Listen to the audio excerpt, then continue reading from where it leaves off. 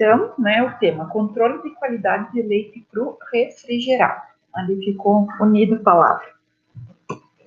Tá? Então, basicamente, assim, para que é importante a gente pensar no controle de qualidade, né? Eu acho que a primeira coisa que nos vem à mente enquanto consumidores de leite é que esse leite... Só um pouquinho, vou autorizar aqui alguém entrar.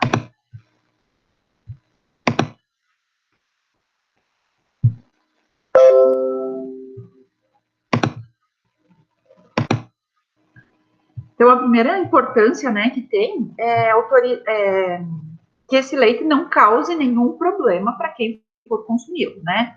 E isso é seguro do ponto de vista do consumidor e também é seguro do ponto de vista industrial, tá? Essa para mim, assim, é a razão mais evidente.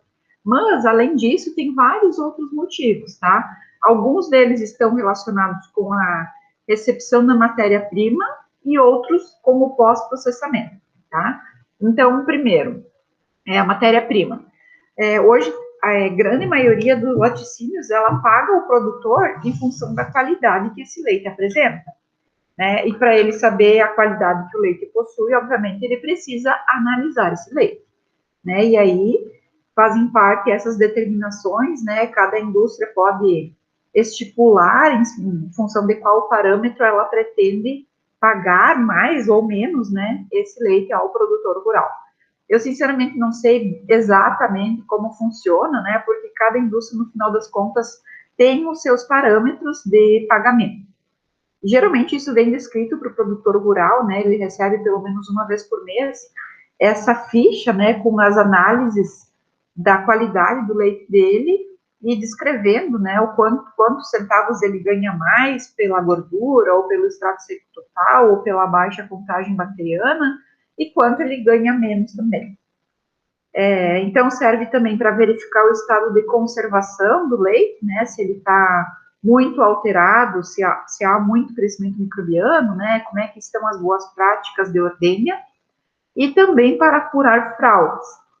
A gente sabe que as fraudes, elas sempre causam uma repercussão grande, né? Ontem a gente conversou um pouco sobre isso. E hoje não acontece mais tanta fraude assim. Mas quando se analisava menos, né, há um tempo atrás, bastante tempo atrás, aconteciam muitas fraudes, e a fraude mais simples de acontecer era a adição de água para aumentar o volume, porque todo mundo era pago por volume, né? Então, se em vez de 100 litros eu tinha 105 pela adição de água, né, eu tinha aí um lucro, né, fraudulento, mas um lucro de 5 litros de leite. Bom, e após o processamento, então, atender aos padrões legais, né? Toda vez que eu recebo leite, eu vou processá-lo de alguma forma, e o leite fluido, ele também tem parâmetros, né, que ele precisa atender, desde físico-químicos a microbiológicos, e a gente vai estudá-los. Outros, né, durante o processamento também, verificar a eficiência da pasteurização, por exemplo, né, se ela está sendo feita adequadamente ou não, e então, no final das contas, lá no produto final, atestar a qualidade microbiológica, né, e a segurança alimentar deste produto ou deste leite. Bom, e para isso, então, obviamente, a gente tem legislações, e aí eu fiz uma síntesezinha, tá, do histórico das legislações sobre qualidade de leite. Então, isso é recente que se fala, tá, gente? 2002, né, 18 anos atrás, a gente estava falando disso. Então, lá em 2002, surgiu a primeira instrução normativa, que era a IN 51.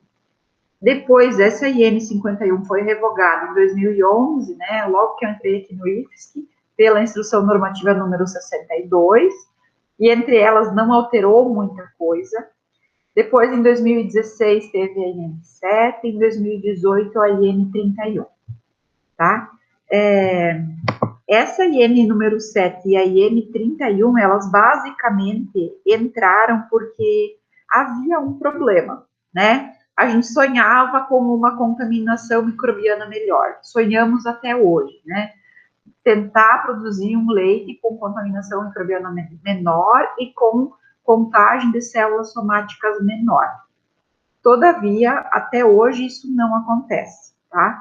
Então, essa IN7 e essa IN31 de 2016 e 2018, ela basicamente alterou a contagem microbiana, tá? Porque aqui a IN62, o que ela fez? Ela fez um cronograma, fez uma coisa linda, né? Ela determinou que, em função do passar do tempo, a contagem microbiana deveria diminuir. Então, a exigência foi ficando cada vez mais rígida e ainda foi dividida em função das regiões, né? Considerando que a região sul e sudeste tem uma qualidade melhor e as regiões norte, nordeste, centro-oeste, se eu não me engano, uma qualidade um pouco menor, né? Eles tinham um parâmetro mais flexível para ser atingido.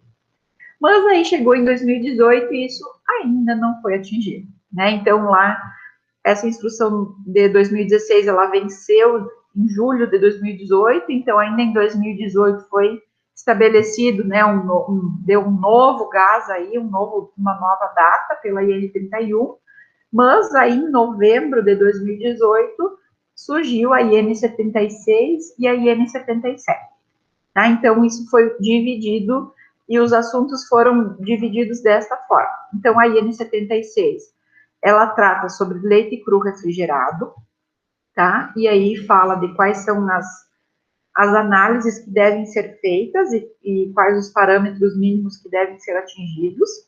Fala ainda sobre a qualidade do leite pasteurizado e do leite pasteurizado tipo A, tá? Quando a gente for falar dos leites pasteurizados, a gente vai voltar nessa IN76. Já a IN77, ela é um pouco mais, assim, do controle de qualidade, tá? Das ferramentas, né? Dos planos de autocontrole, né? Que aí foi estabelecido, através dessa IN, muitos outros planos de autocontrole, né? Vinculados com a produção de leite, com a propriedade rural. O que é extremamente difícil, né? E o que muitas das indústrias aí têm batido a cabeça para tentar solucionar. Então, essa IN77, ela fala de sanidade do rebanho, das boas práticas agropecuárias, sobre a coleta e o transporte do leite, e análise e seleção do leite pelos laticídios, tá? Então, na aula de hoje, a gente vai focar mais na IN76, né, nos parâmetros e nessas análises de controle de qualidade, especialmente físico-químicos, né, que a maioria deles são físico-químicos. Então, essa IN73, ela trouxe uma definição de leite, né? Ela diz que leite cru refrigerado é o leite produzido em propriedades rurais, refrigerado e destinado aos estabelecimentos de leite e derivados, sob serviço de inspeção oficial, tá? E os requisitos sensoriais do leite, então, são líquido branco opalescente e homogêneo. Opalescente é um nome meio estranho, né? Mas quer dizer opaco, né? Sem brilho. E com odor característico. Apenas essas características sensoriais, tá? E aí, quando a gente começa a falar, né, do leite, essas legislações, elas estabeleceram, deixaram mais claro como é que deve ser feito, por exemplo, essa coleta do leite na propriedade rural, segundo, então, essa IN77, né? Então, para início de conversa, a pessoa lá que a gente diz que é o caminhoneiro, o friteiro do leite, ele não é só isso, né? Porque é o primeiro lugar que ocorre uma seleção do leite em função da qualidade que ele possui, e nesse momento se faz uma determinação muito importante, que é dizer se esse leite vai para a indústria ou não vai para a indústria. Né? Parece muito simples, mas imagina que você seja um produtor rural e vocês têm lá 1.000 litros de leite e o cara lá veio coletar e simplesmente disse que não vai levar teu leite. Né? É um choque, assim. O que tu vai fazer com 1.000 litros de leite? Jogar no riachinho lá de casa? Vai fazer queijo com tudo? O que vai acontecer? Né? O que houve no teu leite para ele não ser recebido? Tá? Então, vamos lá. Basicamente, então, o que deve ocorrer? Esse leite ele tem que ser coletado em, no máximo, 48 horas após a ordenha. Tá? Esse é o limite que a legislação estabelece. Pode ser num tempo menor, mas maior não. Tá? E, obviamente, se eu coleto a cada 48 horas, em algumas propriedades rurais, isso vai dar 4 ordenhas. Né? E aí eu tenho que ter um equipamento que tenha uma capacidade física de comportar e refrigerar adequadamente essas 4 ordenhas. Então, a primeira coisa que essa pessoa deve fazer, né, estar vestida adequadamente, ter recebido o treinamento, e aí ele vai lá na propriedade. Primeiro, ele deve higienizar as conexões, né, que ele vai engatar lá no tanque antes e após a coleta, porque senão ele acaba contaminando entre um produtor e outro. Homogeneizado, tá? Por quê? Porque eu vou fazer uma coleta de uma amostra. O tanque, imagina que ele vai ter 1 metro de profundidade. Se eu coleto o leite ali nos 10 primeiros centímetros do leite, eu vou estar coletando basicamente gordura. Então, quando eu vou fazer essa análise, vou avaliar a qualidade do leite, não vai ser uma análise real, né, efetiva daquele leite, porque não representa a totalidade, né? Hoje isso geralmente não é mais um problema, porque o leite ele fica sendo homogeneizado constantemente.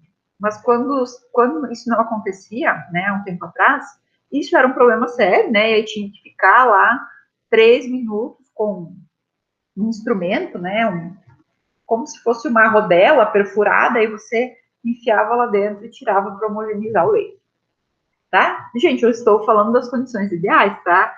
A Tati deve estar rindo aí, quem produz leite também deve estar pensando se é feito, se não é feito, mas isso é o que deveria ser feito.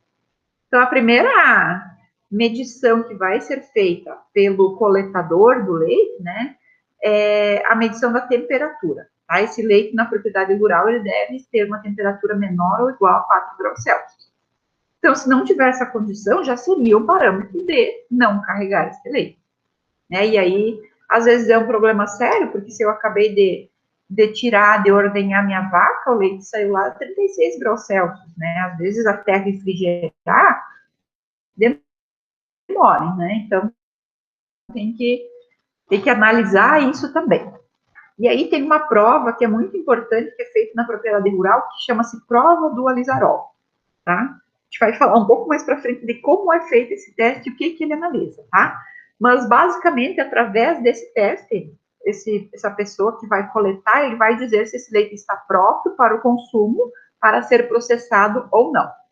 Bom, então, se o leite estava tudo bem, né, ele vai finalmente fazer uma coleta de amostra para análise da qualidade, né? Depois vai coletar esse leite e bem no final, gente, quando ele já coletou toda a linha que ele iria coletar e está indo para a indústria, ele deve esgotar o leite residual que fica dentro da mangueira. Imagina que às vezes pode demorar, né? Vai ficar lá tomando sol, agitando e vai fermentando, né? E aí depois o leite, a hora que ele sai, ele passa pela mesma mangueira, né? E acaba sendo então uma fonte de contaminação para esse leite aí. Bom, e aí, então, depois que eu coletei, eu vou levar na indústria. O que a indústria vai fazer? A primeira coisa que a indústria vai fazer é lavar a parte externa do caminhão. Então, vai ter uma área lá, né? Geralmente fica um pouco mais fora da indústria, mais longe da indústria, em que esse caminhão vai levar ali um jato, porque geralmente anda em estrada de chão, né? E aí tem bastante barro, poeira, dependendo da época do ano. E aí, a primeira análise que vai ser feita, então, depois de homogeneizada essa amostra, é de avaliar a temperatura. A temperatura máxima desse leite, chegando na indústria, é de 7 graus Celsius. Excepcionalmente, 9 graus Celsius, tá? Isso aqui realmente tem que ser exceção, tá? E tem que ter lá algumas alternativas do que vai ser feito, né? Uma medida corretiva do que pode ser feito para baixar essa temperatura e garantir lá os 7 graus Celsius. Então, vai ser feita a coleta de amostra para o controle diário da qualidade, e depois que tivesse essas análises feitas, né, o mínimo dessas análises feitas é que esse leite vai ser descarregado ou não. Depois do leite descarregado, ele vai lá para o silo, né, é feita então a limpeza interna do tanque, geralmente se aplica um sistema de CIP, né, de Clean in Place. E aí usa um sistema muito parecido com o da ordenhadeira, da limpeza de ordenhadeira, né, com água morna, sanitizante alcalino e ácido, tá? E depois ainda um sanitizante, um ácido peracético, um cloro, né, algum componente assim. Bom, então, eu vou falar de 2 tipos de análise, tá? Um que a gente vai chamar de controle diário, e outro que a gente vai falar de análise da Rede Brasileira de Qualidade de Leite, que o apelido é RBQL, o símbolo, a sigla, tá? Por que eu estou falando desses dois? Porque é necessário que a empresa tenha os dois estabelecidos, tá? No controle diário, na indústria, né, que é feito o controle a cada tanque de caminhão, essas análises elas são um pouco mais simples, elas são mais no sentido de saber se esse leite pode ser processado ou não, tá? E na RBQL é feito análises mais complexas, tá? Então, essa tabela aqui tem um termo que a gente ainda não conversou, né? Leite cru refrigerado tipo A e leite cru refrigerado. Ai, prof do céu, o que é esse leite cru refrigerado tipo A? Nunca vi na vida. A gente nunca viu, né? Ou praticamente nunca viu mesmo. É um tipo de leite pasteurizado, né? Um tipo de leite que pode ser utilizado para produzir os derivados, o leite UHT, um queijo, um iogurte, e ele tem algumas diferenças em relação ao leite cru refrigerado para produzir o leite pasteurizado normal, né? Que é o que a gente mais tem no Brasil, e depois a gente vai conversar um pouco sobre o que muda entre essas, né? Mas vamos falar então do nosso queridinho, do mais comum, leite cru refrigerado. Então, a temperatura, ao chegar no laticínio, tem que estar menor do que 7 graus Celsius, o teor de gordura maior ou igual a 3%, sólidos não gordurosos maior ou igual a 8,4%, tá? A unidade eu coloquei aqui, gente. Sólidos totais maior ou igual a 11,4%, acidez em porcentagem de ácido lático entre 0,14 e 0,18%, teste do alizarol, tá? Aqui a indústria vai fazer novamente, maior ou igual a, né, estabilidade desse leite em uma solução etanol, né, de álcool maior do que 72% de álcool, a densidade aparente entre 1,028 a 1,034, o índice crioscópio em graus Celsius entre menos 0,512 a menos 0,536, e antibióticos, então, para o leite cru refrigerado, em cada tanque é necessário fazer o teste, né, um teste qualitativo lá que é feito, com 2 grupos de antimicrobiano, tá? E agora a gente vai falar um pouco de cada uma dessas análises. Bom, prof, e por que colocou leite cru refrigerado aqui também? Porque o leite cru refrigerado tipo A, ele é um leite que ele é obtido na própria propriedade, na própria fazenda, tá? Na granja leiteira. E por isso ele tem alguns testes que não são obrigatórios, tá? Então, quais não são obrigatórios em relação ao leite cru que a gente sempre tem? Teste do alizarol não é necessário, o índice quioscópico não é necessário e testes de antibiótico rotineiramente não é necessário. É necessário apenas quando você estava aplicando uma antibiótico terapia. Então, quando essa vaca volta a ser ordenhada, aí você faz o teste para verificar se tem presença do antibiótico ou não, certo? Bom, agora então, vamos falar ainda de outra exigência, tá? Que é a ausência de neutralizantes de acidez, reconstituintes de densidade, resíduo de antibióticos, né, que a gente já mencionou ali, substâncias conservadoras, tá? Eu coloquei essa parte em vermelho porque é isso que a legislação traz. A legislação não diz quais neutralizantes de acidez você deve determinar. Ela não diz quais reconstituintes de densidade você deve determinar, mas você tem que estabelecer quais você vai medir no teu PAC. Tá? Lá no PAC do controle da qualidade do leite, isso vai ter que ficar claro. Quais desses a empresa faz, tá? Aqui eu coloquei alguns que são feitos com frequência, tá? Então, gente, ausência de. Por que tem que ter ausência? Porque isso aqui se caracteriza como fraude, tá? É proibido, é errado, tá? Então, os testes, eles não dizem quanto tem de bicarbonato, eles dizem se tem ou se não tem. Por quê? Porque não é permitido, né? Então, se tem qualquer quantidade que tenha, tá errado, né? Obviamente, aí vai ter um limite de detecção de cada método, mas isso é intrínseco ao método. Realmente não é possível que se tenha. Prof, mas para que, afinal de contas, eu vou colocar um neutralizante de acidez no meu leite? Bom, o nome, ele é bem sugestivo, né? Ele é bem claro. Neutralizante de acidez. Pô, mas eu tenho acidez no leite? É ruim ter acidez no leite? Tem uma acidez que é natural do leite em função dos componentes que o leite possui, né? Tem uma acidez normal que a legislação já mencionava antes, né? Entre 0,14% a 0,18%. Quando essa acidez está maior do que isso, esse leite ele foi acidificado por algum motivo, tá? E geralmente o principal motivo relacionado a essa acidez elevada é deterioração microbiana, né? Quando eu transformo a lactose, que é o açúcar do leite, em ácido lático, certo?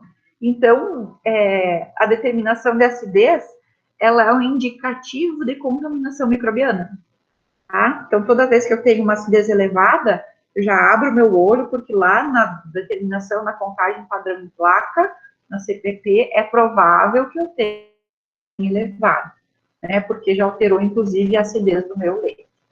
Então, eu tô meio cansada de usar os detergentes lá, aquele monte de coisa para limpar, e eu não tô mais usando porque tá caro também, né? E aí, daqui a pouco, a acidez do meu leite está alta e o freteiro não quer mais nem carregar meu leite, e aí eu sou bem espertinha. E eu vou lá e eu sei que se eu colocar um bicarbonato de sódio ou uma soda no meu leite, eu neutralizo a acidez e o cara vai carregar. Tá tudo certo. Tá tudo certo no primeiro teste que vai ser feito. Quando eu faço os outros, eu consigo detectar. Tá? Então, pode até passar no teste do alizarol, pode passar no teste de acidez, mas quando eu fizer os neutralizantes lá, teste qualitativo específico de neutralizantes, eu vou conseguir detectar esse componente. Tá? Ah, e reconstituinte de densidade. O que é isso? Né? Eu quero reconstituir densidade. Para que eu reconstituo densidade? A densidade, vocês lembram lá no valor da tabela? Olha aqui qual é o valor de densidade, entre 1,028 a 1,034 é o normal, tá? Vocês sabem, lembram qual a densidade da água? Densidade da água é 1, tá? Então, quando eu adiciono um item, um componente que tem densidade menor do que a do leite, quer dizer que eu estou diluindo os outros componentes e diminuo, então, a densidade desse produto. Então, eu estou muito espertinha, está chegando o Natal e eu quero muito comprar um presente para mim de final de ano, de Natal, e eu vou aumentar aí por dia uns 10 litrinhos de água no meu leite. Ninguém vai perceber. Porque, além de colocar água, eu vou colocar um reconstituinte de densidade. Eu vou colocar um pouco de sal. Ninguém vai perceber. Não vai perceber aqui no início. Mas quando eu fizer um teste para verificar a presença de cloretos, eu vou pegar esse bendito sal aqui, tá? O que mais se usa com frequência para reconstituir densidade? Amido, açúcar, ureia, urina, leitelho, tá? Leitelho é o resíduo que sobra lá da produção de manteiga, bem parecidinho com leite, só um pouquinho mais ácido, tá? Bom, os resíduos de antibióticos, a gente já comentou um pouco, e lá na frente a gente vai falar de novo. O resíduo de antibiótico, gente, ele vai estar no leite como em função de tratamento de... Já mencionou antes, mastite é um baita de um problema, ocorre com muita frequência. Eu trato com antibiótico, né? E o problema do antibiótico é que ele tem uma carência, né? Eu tenho que ministrar por alguns dias e por alguns dias ele continua circulando no sangue. Se está no sangue, ele também passa por filtração lá para o úbere da vaca. E com frequência também se utiliza antibióticos que são inseridos, né, adicionados ali direto na glândula mamária, né? Então, obviamente, já vai estar presente no leite mais facilmente. Ah, prof, o que eu preciso fazer para não ter antibiótico no leite? Eu preciso respeitar a carência determinada por quem fabricou esse antibiótico. Eu já ouvi alguns casos de gente comentando que, respeito à carência, ainda apareceu resíduo de antibiótico no leite. Não é minha área de especialidade, mas eu acredito que possa acontecer, né? Não entre aí depois de 7 dias da carência, mas às vezes um dia depois da carência, isso ainda pode ser um problema, né? E outra fraude que ocorre com alguma frequência que as empresas analisam diariamente é substâncias conservadoras. Prof do céu, mas um conservante no leite? Sim, um conservante no leite. Mas para quê? Para a gente não morrer nunca mais quando bebe leite? Não, né? Para não haver crescimento microbiano. Para inibir o crescimento microbiano. Né? Para parecer que esse leite está bem bom. Uma contagem bacteriana total bem baixinha. Tá? O que a gente pode usar como substâncias conservadoras? Água oxigenada, formol, ácido salicílico, aquele comprimidinho lá de AAS, nitrito ou nitrato, ácido bórico, nitrito e nitrato, vocês lembram? Não sei se ainda não tiveram, né? Mas é o sal de cura, de compra fácil aí nas agropecuárias. Então, são componentes que não devem ser usados, mas com alguma frequência podem aparecer no leite, tá? E eu falo isso não para vocês aprenderem a fraudar, mas para vocês aprenderem a como pegar as fraudes, certo? E fraudar, gente, vocês vão ver, assim, a gente vê com, à medida que a gente estuda a qualidade de leite, que as fraudes, elas não são, assim, de gente com pouco conhecimento, né? As fraudes, assim, para você não pegar, para você conseguir ter uma fraude por um longo tempo, você tem que conhecer. Porque se eu coloco, por exemplo, água, para não pegar no teste, eu tenho que saber quanto de água eu coloco, quanto de sal eu coloco para compensar a quantidade de água que eu coloquei, né? Não é uma medida aleatória. É feito, assim, uma quantidade minuciosa, tá? Então, não dá para ficar dizendo que é qualquer produtor com pouco conhecimento de feito. Geralmente, para dar certo por um longo período de tempo, tem gente com bastante conhecimento aí envolvido, tá? Bom, e aí, antes a tabelinha lá falou de análise diária no laticínio. Essa tabela aqui traz para vocês análise mensal, que é exigido a partir dessa IN 76 pela Rede Brasileira de Qualidade de Leite. Tá? Então, o que a empresa vai ter que pegar? Ela vai ter que pegar uma amostra de cada produtor rural e vai ter que enviar para essa RBQR, tá? Para avaliar como é que está a qualidade desse leite. E aí tem algumas análises que são além dessas que já tinham anteriormente e algumas caíram fora, né? Então, gordura, se repete novamente aqui, maior do que 3%. Proteína, uma análise nova, que a indústria não é obrigada a fazer diariamente, né? Apenas uma vez por mês. Então, 2,9% é o mínimo de proteína. Lactose, no mínimo, 4,3%. Sólidos não gordurosos, repete, no mínimo 8,4%. Sólidos totais, repete, no mínimo 11,4%. Contagem padrão em placa antes não era obrigatório que fosse feito diariamente, tá? Ela obrigatoriamente é feita uma vez por mês por esses laboratórios credenciados a essa rede brasileira aí de qualidade do leite, tá? E aqui chama a atenção para as quantidades, né? Vamos lá para o leite que a gente bebe. Leite cru refrigerado tem que ter uma contagem padrão em placa menor do que 300 mil unidades formadoras de colônia por ml de leite. Quando eu pego o leite cru refrigerado, que eu vou utilizar para fazer produtos, essa quantidade ela tem que ser muito mais baixa. No máximo, 10 mil unidades formadoras de colônia por ml. Tá? Obviamente, se eu penso em ter esta quantidade aqui de contaminação microbiana, eu tenho que ter um sistema muito mais rigoroso, né? E aí começa que eu só posso processar o leite que eu coleto, que eu ordeno, tá? E esse leite é processado dentro da própria fazenda. O que é uma coisa, né, praticamente utópica. Mas acontece bem pertinho da nós, né? Ali em Itapiranga a gente tem um caso desses. Bom, outro parâmetro, então, obrigatório, com determinação mensal, é a contagem de células somáticas, né? Para o leite cru refrigerado que nós consumimos, menor do que 500 mil unidades formadoras de colônia. E para o leite cru refrigerado para produtos tipo A, menor do que 400 mil unidades formadoras de colônia. Tá? Aqui eu coloquei um asterisco, porque essas determinações, elas são quinzenais e não mensais. Tá? Então, para quem processa produtos com leite cru refrigerado tipo A, essas determinações são quinzenais, a cada 15 dias, tá?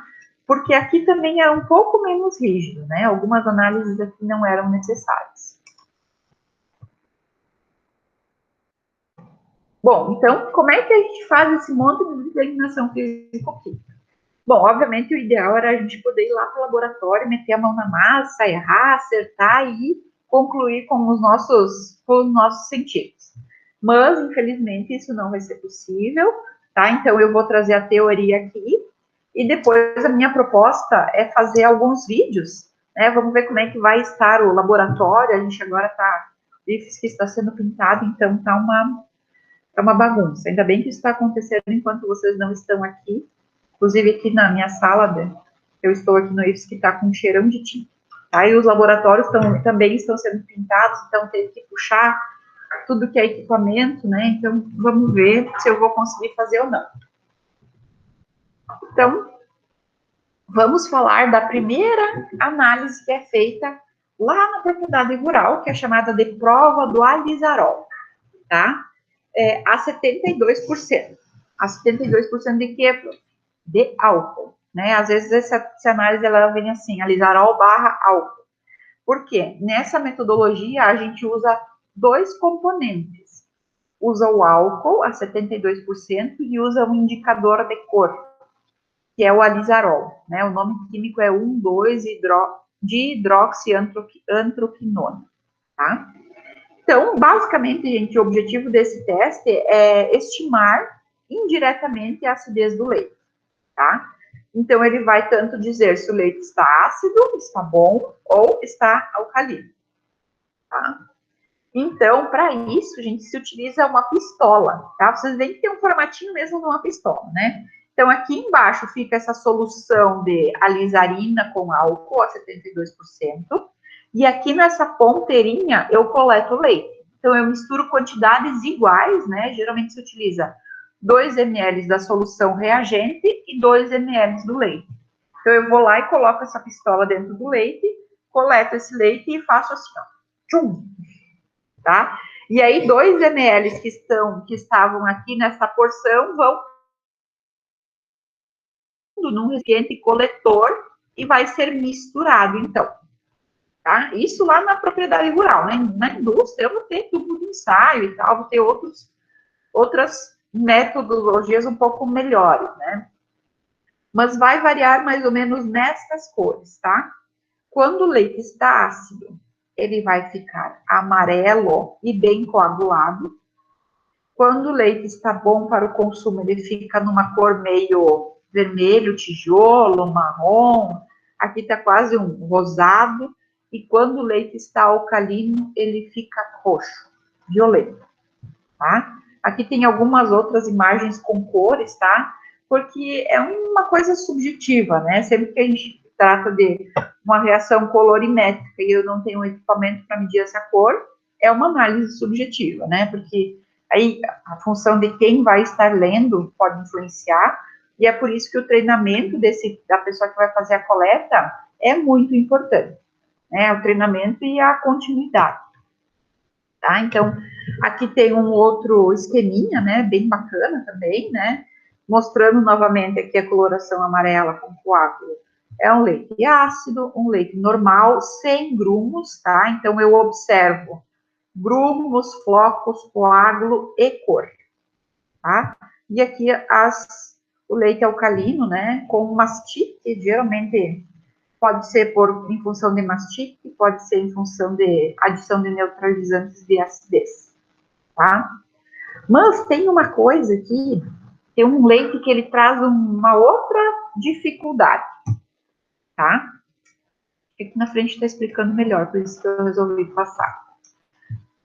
Aqui tem essa cor aqui, marronzinho, né? Vermelho tijolo, que eu falei, uma cor meio marrom, alaranjada, né? Meio difícil assim determinar exatamente, né? Essa cor por aqui, ó. Aqui. Então, gente, as principais razões de acidez do leite ou de instabilidade ao teste de alizarol é em função de acidez de origem microbiológica ou por um leite chamado de lina, tá? Que é um leite instável, ele coagula, mas quando eu faço outras determinações mais precisas, isso aqui é um método qualitativo, né? Ele não diz quanto tem de acidez, ele estima a acidez. Quando eu faço um teste quantitativo de acidez, eu descubro que esse leite que está instável, ele não está ácido. Então, ele não houve crescimento microbiano, ele está instável por outros motivos, tá?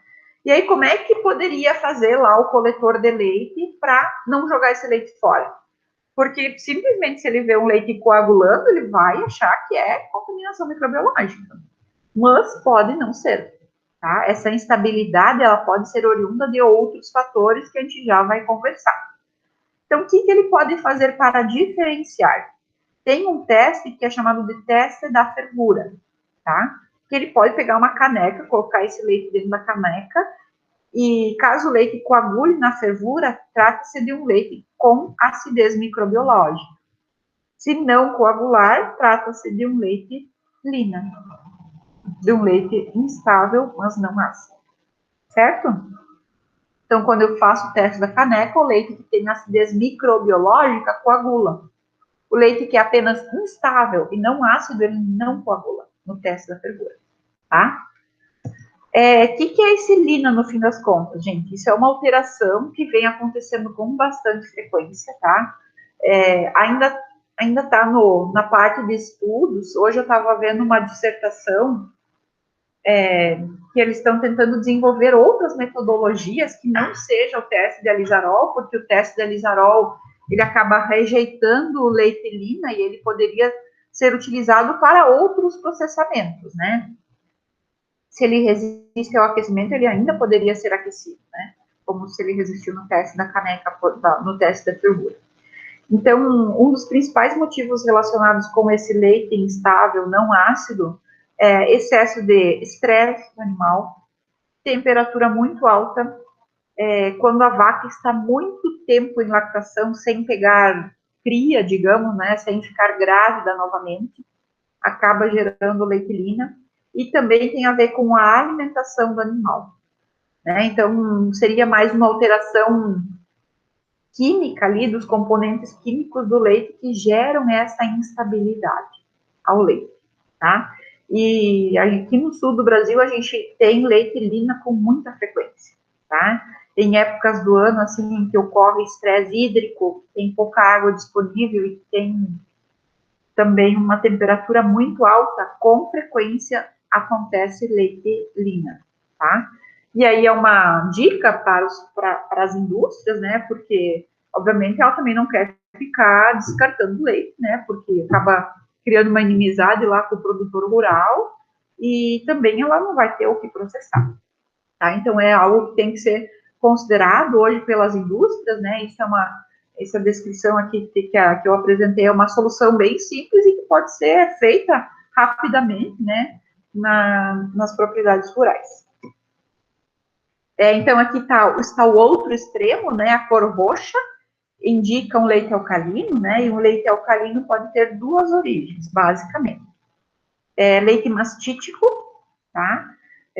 O leite mastítico, ele apresenta um pH mais elevado, ou se não, adição fraudulenta de neutralizante de acidez, né?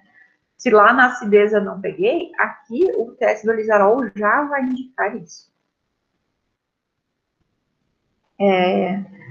Outra alteração comum que pode acontecer é com leite colostral, né? O leite de colostro, logo que o bezerrinho nasceu, ele é mais ácido.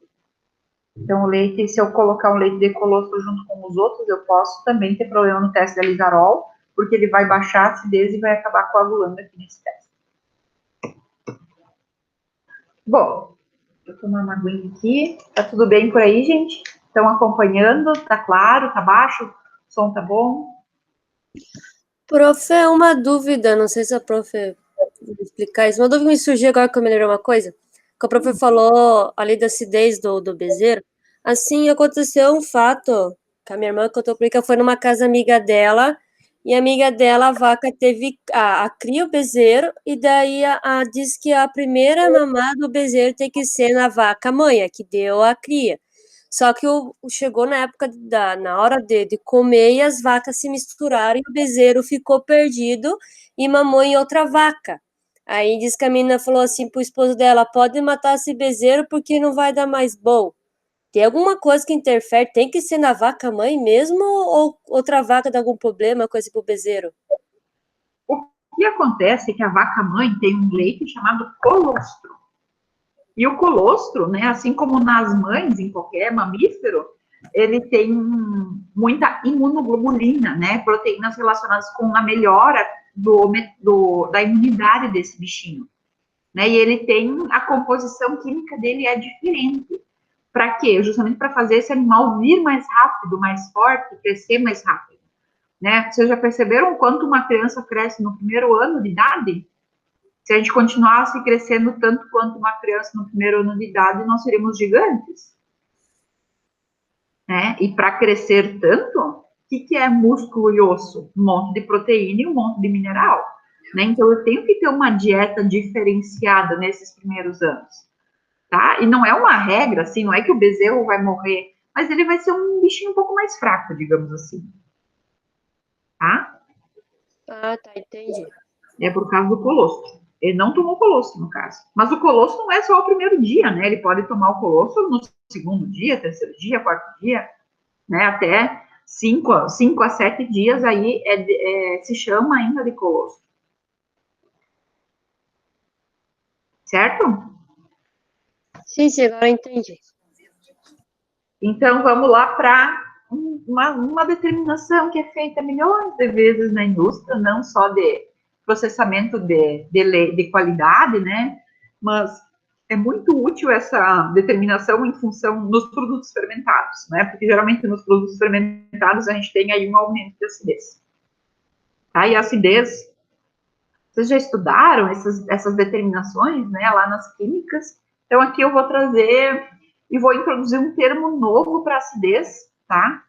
Que a gente já vai ver um pouquinho mais para frente. Então, o principal objetivo de determinação de acidez titulável total é avaliar o grau da qualidade do leite, pois qualquer aumento de acidez, além dos valores normais, é um indicativo de ação de micro-organismos sobre a lactose, que é metabolizada a ácido lático, certo?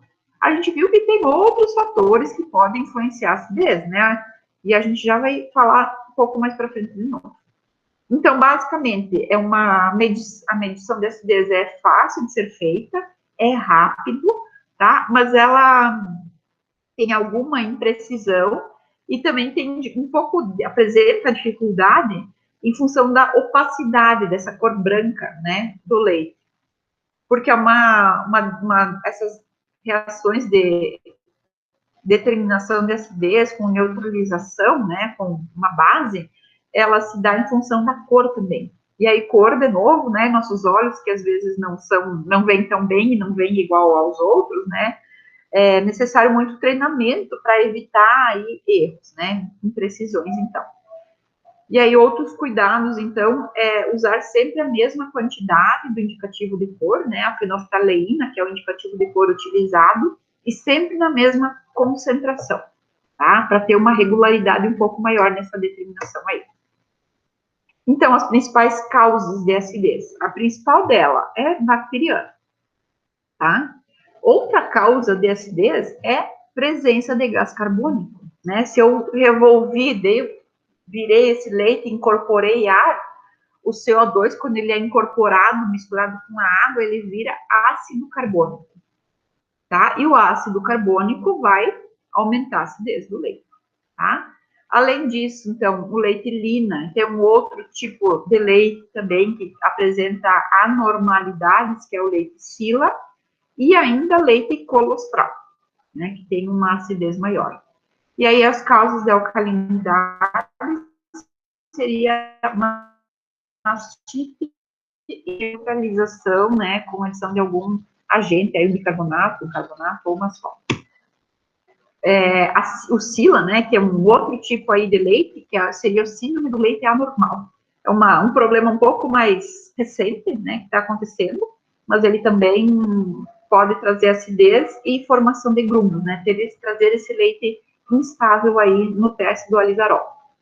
Tá? Antes eu já comentei um pouquinho, né, mas reforçando, então, essas anormalidades no leite estão relacionados à instabilidade dele, estão relacionados com desequilíbrio de sais, desequilíbrio entre proteína e energia na alimentação da vaca, rebrota de capim, estresse térmico, qualidade do sal mineral, do sal concentrado utilizado, né? Então, alimentação, temperatura e estresse são fatores chaves aí nessas anormalidades do leite.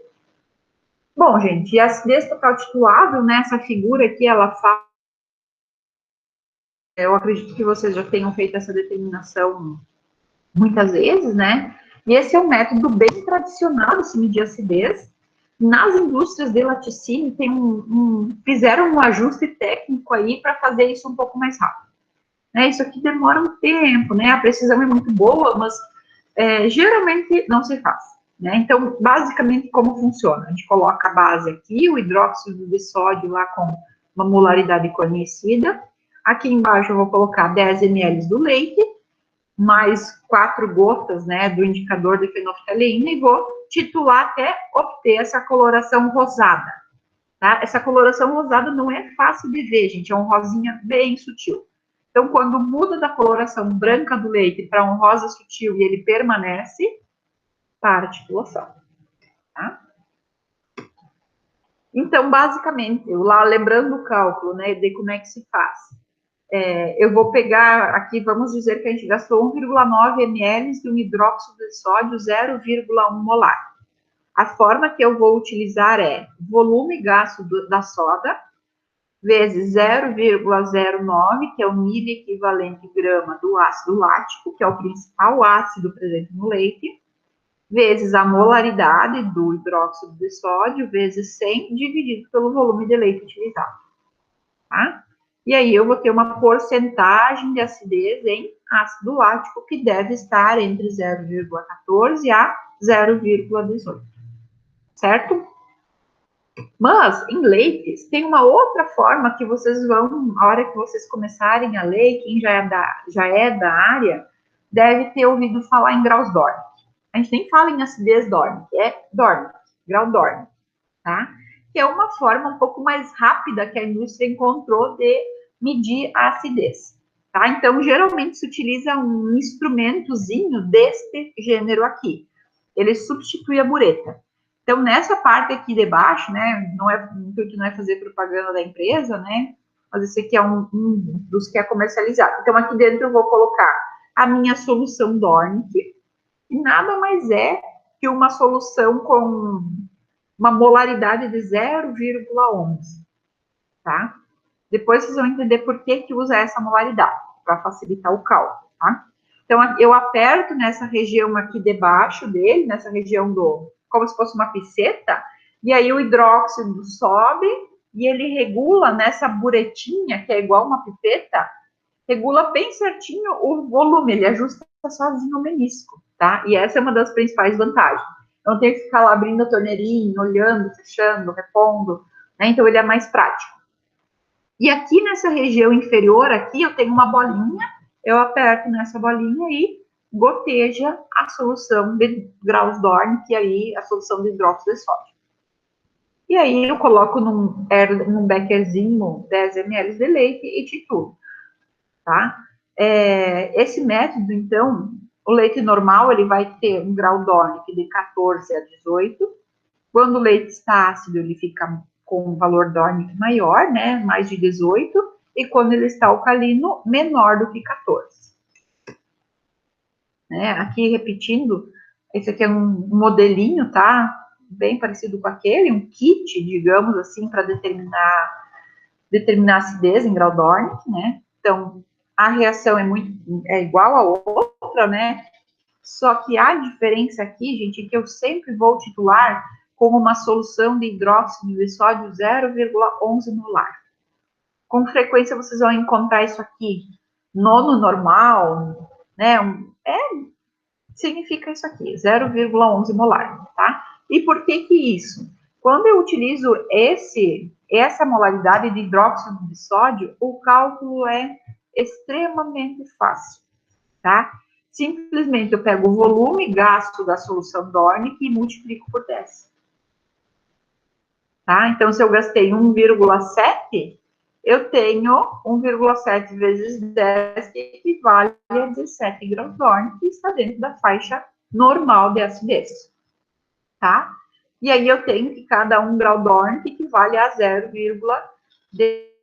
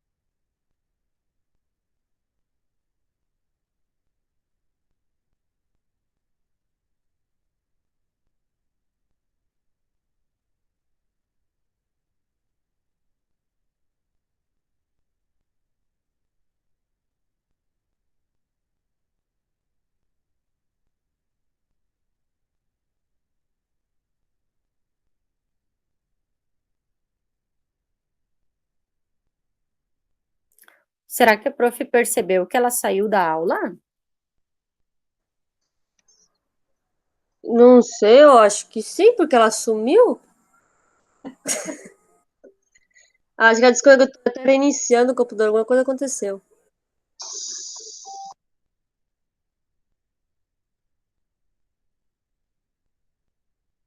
Eu mandei mensagem para ela no WhatsApp, mas ela não visualizou, talvez ela nem percebeu que ela saiu.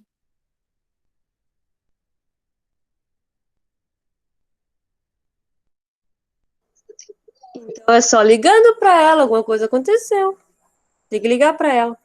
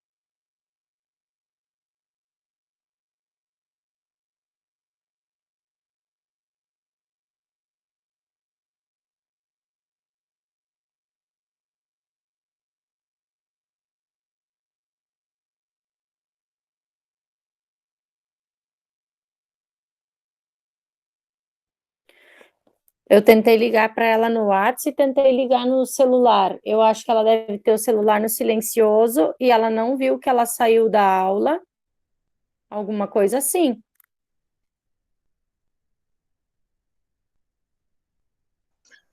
Vamos ficar aqui, eu acho. Não tem o que fazer, então. Vamos esperar. Pois é, eu tentei ligar pelo WhatsApp e tentar ligar no telefone, né? Mas não estou conseguindo para avisar ela.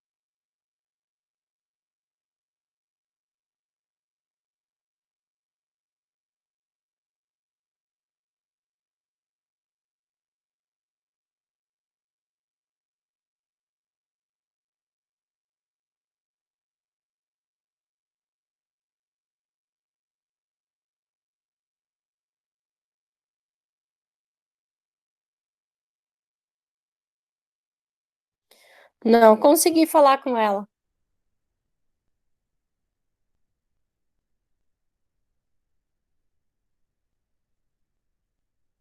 Mas é estranho isso. Vamos fazer o que agora? Acho que é só esperar.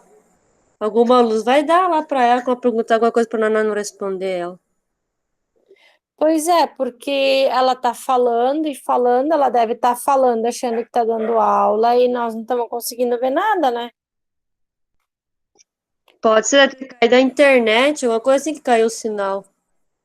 Só que daí o telefone dela, tipo, ele chama. Eu tô ligando não pelo WhatsApp, tô ligando normal, né? E ela não atende, ela deve ter no silencioso, deve estar dando aula achando que nós estamos enxergando. É, deve estar na bolsa às vezes também. É, Ligar pode na ser também. portaria lá, e pra avisar Mas ela. ela tá sozinha? É, acho que se na portaria alguém tem, né? Depois lá dentro só tem ela. É. Coitada, deve estar falando, falando e achando que nós estamos vendo ela. E daí depois nós falar que nós não estamos fazendo meio, ela vai ficar puta, eu acho. Pois é, mas ninguém não consegue avisar ela. É, eu acho que no ano que vem falar pra ela, profe, fica com o celular do lado se cair, nós te falemos. Nossa, Que nem, sim. que nem o Fernando chegava a falar no. Ele saiu, né? Aconteceu alguma coisa assim, avisou no grupo que ele percebeu. Aham. Ah, vamos esperar, gente. Então, fazer o que? Esperar. Esperar.